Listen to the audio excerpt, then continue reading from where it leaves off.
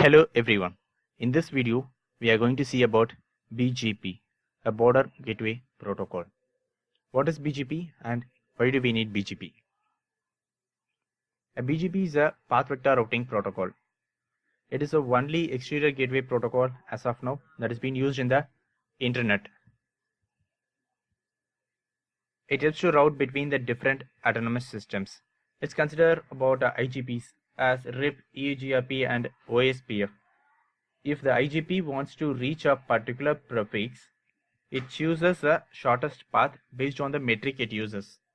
But while in case of internet, the shortest path is not important. The main important thing is that a manipulation of traffic. So this manipulation of traffic can be done with the help of a BGP attributes. About a BGP attributes, we just discuss in the upcoming sessions. There are two types of BGP as eBGP and iBGP. External BGP and internal BGP. If you are having one AS and the neighbor is having another AS number, so if you two want to communicate, this is said to be as a eBGP. If you and your neighbor are on the same AS number, then it's said to be as an internal BGP. Then in which cases we need a BGP? Let's consider if you are having a single ISP to your home or a corporate, whatever it be. If you are having a single ISP, it can be done with the help of IGPs like REP or EHP, whatever it be. It can be done with it. There is no need of BGP over here.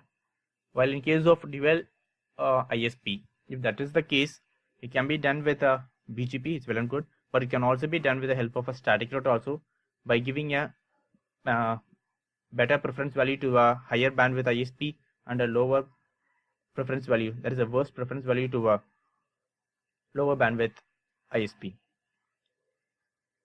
And the main case of and a BGP can be used in which case is that if you're having a multiple ISPs and you want to split a bandwidth over here, that is 80% of a bandwidth should have to be go to one network and a 20% of a bandwidth should be go to a particular network. In that case, it can be used. Or consider the scenario over here.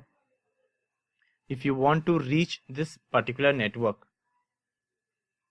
from the AS1, this router, so by default, consider if it chooses the AS2 path in order to reach AS4.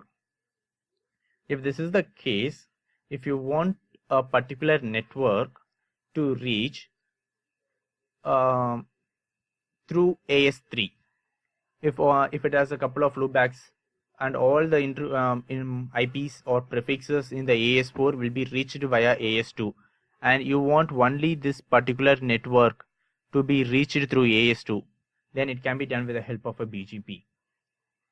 This is one of the cases that the BGP will be used. And let's consider the other case over here. Here also there are 4 AS numbers. You need to reach, it's not based on a reachability. Let's consider here AS1. Whichever the,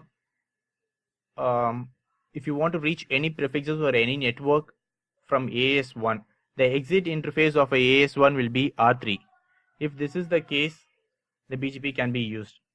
Suppose if you want to reach from R2 to R5, that is to AS5, then you need to go via R2, R1, R3 and R5.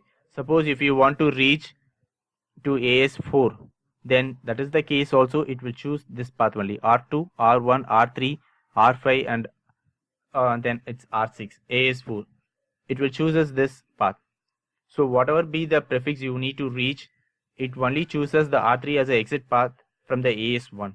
This can be done with the help of a BGP. This is one of the cases that the BGP will be used.